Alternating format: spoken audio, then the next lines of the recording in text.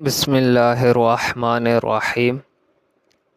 قضا نمازوں کا حساب اور اس کی ادائیگی کا طریقہ۔ جس شخص نے زمانہ ماضی میں غفلت کی بنا پر بہت سی نمازیں قضا کی ہو تو اس کو چاہیے کہ سب سے پہلے اللہ تعالیٰ کے حضور سچے دل سے اس جرم عظیم پر توبہ و استغفار کرے اور آئندہ کے لیے پکا عزم کرے کہ اب کوئی بھی نماز جان بوجھ کر قضا نہیں کرے گا۔ توبہ کرنے کے بعد گزشتہ فوت شدہ نمازوں کی قضا پڑھنا بھی لازم ہے۔ صرف توبہ کر لینے سے فوت شدہ نمازیں ذمہ سے معاف نہیں ہوگی۔ قضا نمازوں کو ادا کرنے کا طریقہ یہ ہے کہ بالغ ہونے کے بعد آپ کی جتنی نمازیں قضا ہو گئی ہے ان کا حساب کرے۔ اگر قضا نمازوں کی تعداد معلوم و متعین ہو تو ترتیب سے ان نمازوں کو قضا کرنا چاہیے۔ اگر متعین طور پر قضا شدہ نمازوں کی تعداد معلوم نہ ہو اور یقینی حساب بھی ممکن نہ ہو تو غالب گمان کے مطابق ایک اندازہ اور تخمینہ لگا لے اور جتنے سالوں یا مہینوں کی نمازیں قضا ہوئی ہے احتیاطاً اس سے تعداد کچھ بڑھا کر اسے کہیں لکھ کر رکھ لے۔ اس کے بعد فوت شدہ نمازیں قضا کرنا شروع کر دے۔ جو فرض نماز فوت ہوئی ہو اس کو قضا کرتے وقت اتنی ہی رکعتیں قضا کرنی ہوگی جتنی فرض یا واجب رکعتیں اس نماز میں ہے۔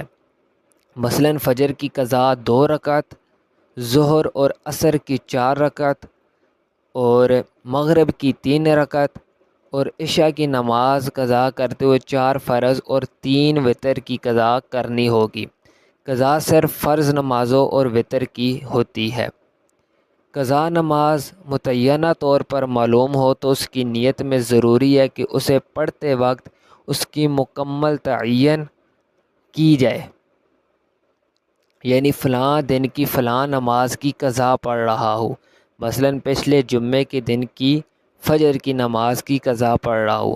البتہ اگر متعینہ طور پر قضا نماز کا دن اور وقت معلوم نہ ہونے کی وجہ سے اس طرح متعین کرنا مشکل ہو تو اس طرح بھی نیت کی جا سکتی ہے کہ مثلاً جتنی فجر کی نمازیں میں نے قضا کی ہے ان میں سے پہلی فجر کی نماز ادا کر رہا ہوں، یا مثلاً جتنی ظہر کی نمازیں قضا ہوئی ہے ان میں سے پہلی ظہر کی نماز ادا کر رہا ہوں۔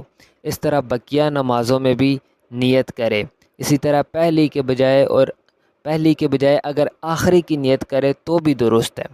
مثلاً یوں کہہ دے جتنی فجر کی نمازیں قضا ہوئی ہے ان میں سے آخری فجر کی نماز ادا کر رہا ہو۔ ایک دن کی تمام فوت شدہ نمازیں یا کئی دن کی فوت شدہ نمازیں ایک وقت میں پڑھ لے، یہ بھی درست ہے۔ ایک آسان صورت فوت شدہ نمازوں کی ادائیگی کی یہ بھی ہے کہ ہر وقتی فرض نماز کے ساتھ اس وقت کی قضا نمازوں میں سے ایک نماز پڑھ لیا کرے۔ مثلاً فجر کی وقتی فرض نماز ادا کرنے کے ساتھ قضا نمازوں میں سے فجر کی نماز بھی پڑھ لے۔ ظہر کی وقتی نماز کے ساتھ ظہر کی ایک قضا نماز پڑھ لیا کرے۔ جتنے برس یا جتنے مہینوں کی نمازیں قضا ہوئی ہے اتنے سال یا مہینوں تک ادا کرتے رہے۔ جتنی قضا نمازیں پڑھتے جائے انہیں لکھے ہوئے ریکارڈ میں سے کاٹتے جائے۔ اس سے انشاءاللہ مہینے میں 1 مہینے کی اور سال میں 1 سال کی قضا نمازوں کی ادائیگی بڑی آسانی کے ساتھ ہو جائے گی۔ اور فجر اور عصر کی نماز جب آپ پڑھ رہے ہو تو اس وقت اگر آپ فجر اور عصر کی قضا کرنا چاہتے ہیں تو فجر کی 2 فرض پڑھنے سے پہلے فجر کی پچھلی جو آپ کی قضا ہے وہ ادا کر لے اور عصر کی بھی 4 فرض پڑھنے سے پہلے آپ نے وہ ادا کرنی ہے۔ فجر کی 2 فرض اور عصر کے 4 فرض پڑھنے کے بعد آپ نے پچھلی نماز قضا نہیں کرنی، وہ وقت مکروہ ہوتا ہے۔